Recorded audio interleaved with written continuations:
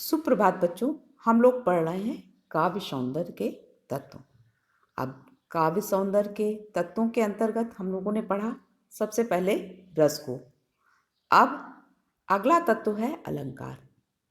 तो आज अलंकार के बारे में हम पढ़ेंगे। तो सबसे पहले हम जान लें कि अलंकार कहते किसको हैं। अलंकार वे तत्व होते हैं जो काव्य की सुंदरता बढ़ाते हैं, या ये भी कहा जा सकता है कि काव्य की शोभा बढ़ाने वाले तत्वों को अलंकार कहते हैं। अलंकार के भेद इस प्रकार से हैं: शब्द अलंकार और अर्थालंकार। क्योंकि बच्चों अलंकार के दो भेद होते हैं। शब्द अलंकार उन्हें कहते हैं जब शब्दों के माध्यम से काव्य में चमत्कार उत्पन्न हो। अर्थालंकार उनको कहते हैं जब अर्थ के माध्यम से काव्य में चमत्कार उत्पन्न किया जाए। तो बच्चों शब्दालंकार के अंतर्गत अनुप्रास, यमक, श्लेष आते हैं और यही तीनों अलंकार आपके कोर्स में हैं। तो सबसे पहले हम जान लें कि अनुप्रास अलंकार किसे कहते हैं। क्योंकि बच्चों आपके प्रश्न पत्र में आपको अलंकार की परिभाषा लिखने को और उसका उदाहरण लिखने को आता है, और यह प्रश्न बच्चों 2 नंबर का होता है। तो इसको बहुत अच्छे से समझना जरूरी है, क्योंकि इसमें पूरे में पूरे नंबर आप लोगों को मिल जाते हैं। तो सबसे पहले हम पढ़ेंगे अनुप्रास अलंकार। अनुप्रास अलंकार उन्हें कहते हैं जहां पर वर्णों की आवृत्ति हो, अर्थात एक समान वर्ण बच्चों अक्षर को कहते हैं। तो अर्थात एक अक्षर बार बार आए, वहां पर अनुप्रास अलंकार होता है। जैसे तरनि तनुजा तट तमाल तरुवर बहुछाए। बच्चों इस पंक्ति में तावर्ण एक से अधिक बार आया है, इस कारण से यहाँ पर अनुप्रास अलंकार होगा। बच्चों आइए अन्य पंक्तियों के माध्यम से भी इसको समझ लें।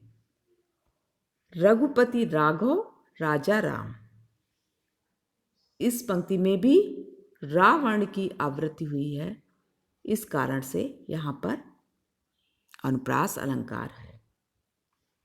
एक अन्य उदाहरण कहत कत परदेसी की बात, इसमें भी बच्चों का वर्ण की आवृत्ति हुई है या का वर्ण एक से अधिक बार आया है, इस कारण से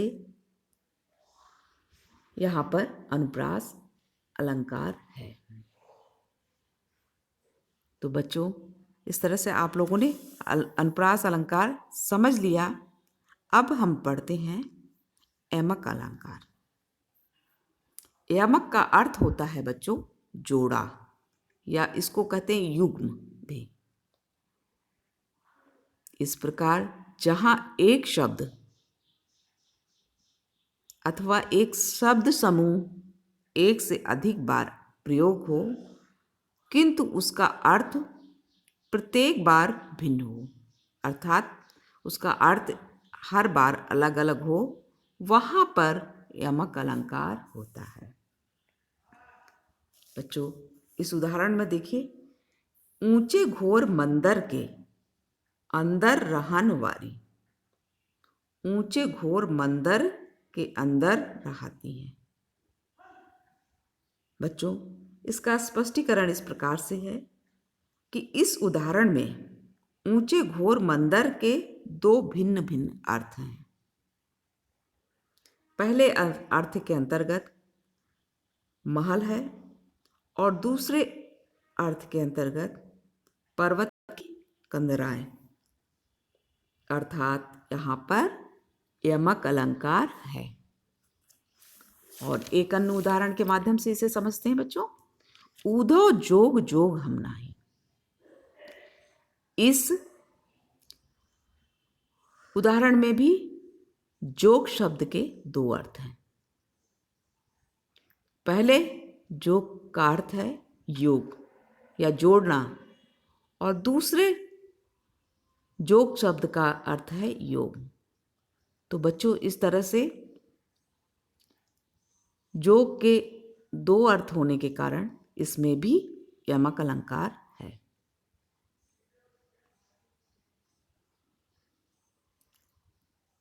अब एक अन्य उदाहरण। कनक कनकते 100 गुनी, मादकता अधिकाय, या खाए बौराए जग, वा पाए बौराए। तो बच्चों, इस उदाहरण में भी कनक शब्द के दो अर्थ हैं। पहले कनक शब्द का अर्थ है सोना, और दूसरे कनक शब्द का अर्थ है धतूरा। बच्चों, इसमें भी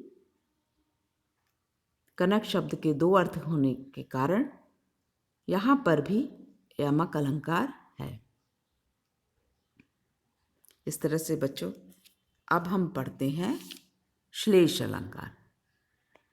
श्लेष का अर्थ होता है श्लिष्ट, अर्थात जिस शब्द के एक से अधिक अर्थ हुआ करते हैं उसको हम कहते हैं श्लिष्ट। अतः जहाँ पर एक शब्द एक बार प्रयुक्त हो किंतु उसके अर्थ अधिक हों, वहाँ पर श्लेष अलंकार होता है।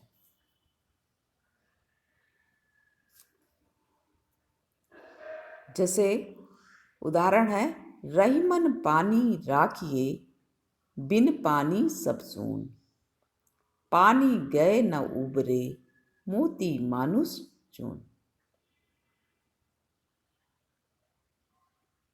बच्चों, इन पंक्तियों का स्पष्टीकरण इस प्रकार से है कि तीसरी बार जो प्रयुक्त पानी शब्द है वह श्लिष्ट है, और यहाँ इसके तीन अर्थ हैं। मोती के पक्ष में होता है चमक, मनुष्य के पक्ष में प्रतिष्ठा, तथा आटे के पक्ष में जल।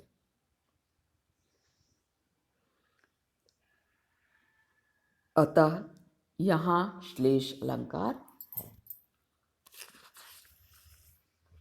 बच्चों, अब एक अन्य पंक्ति के माध्यम से भी समझते हैं। को घटिए ब्रस भानुजा, वे हलधर के वीर। इस पंक्ति में भी बच्चों ब्रस भानुजा के अर्थ हैं। ब्रस भानुजा बच्चों राधा को भी कहा जाता है, और ब्रस भानुजा का अर्थ दूसरा अर्थ है वृषभ की बहन, अर्थात बैल की बहन।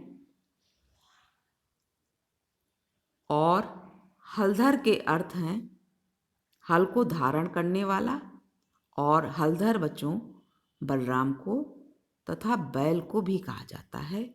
इस कारण यहाँ पर श्लेष अलंकार है। तो बच्चों, अब आप इस आज के क्लास में पढ़ाए गए अलंकारों को अपनी अभ्यास पुस्तिका में नोट कर लीजिएगा, और कॉपी निरंतर बनाते चलिए, क्योंकि पढ़ाई इसी तरह से अभी फ़िलहाल हो पाएगी, और आप इसको जो है अपनी कॉपी में अच्छे से लिखते चलेंगे तो ज़्यादा अच्छा रहेगा। इस तरह से आपका अभ्यास भी होता रहेगा।